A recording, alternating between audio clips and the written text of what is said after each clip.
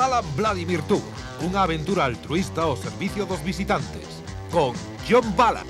Galicia is very beautiful green country, and best country of the world, and nice people too.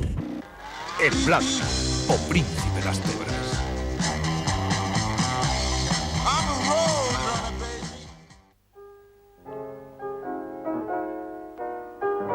Os destinos do Sidecar son inescrutables.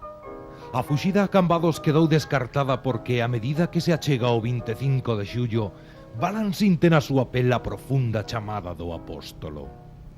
Camiño de Compostela, só lle queda unha cousa: convencer a Vladimir de que Galicia é a única patria posible.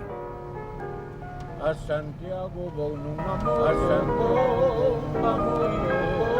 Estaríame a dormir un pouco. Hoxe non vamos de viaxe, amigo. Hoxe vamos sin misión divina. Va, e ademais non quero que desprecies a miña condición. Eu son un vampiro de verdade. Tío, que eres un mal bicho. Ah, sí?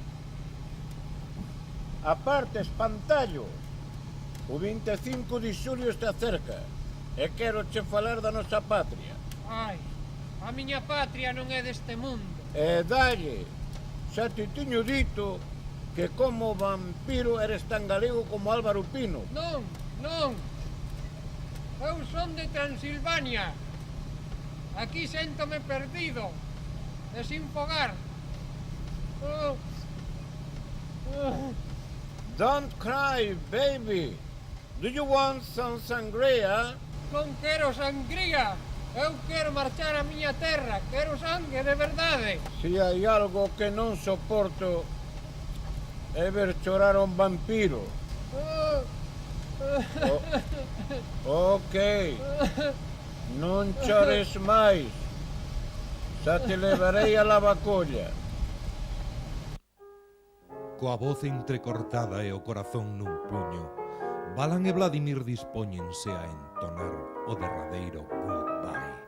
Chegou a hora. Darlle estes chourizos a meu primo Nicolás, que vive en Romanía. Espera por eles. Mandei outros non tren. Non sei que pasou, que non deron chegado. Agora que estou aquí, dame un pouco de pena. Tes que marchar. Seremos sempre amigos. Creo que me empeza a gustar a idea. Estás seguro? Ti non me o dis para facerme o máis doado? Digo a verdade. Ese avión vai a despegar sin ti e o vas a lamentar.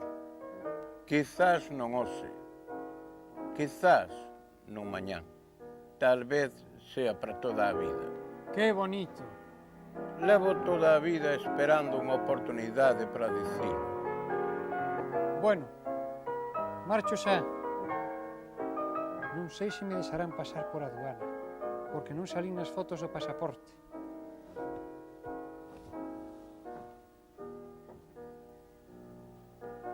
Francamente, querido, impórtame un bledo. Isto podía ser o principio dunha boa amistade.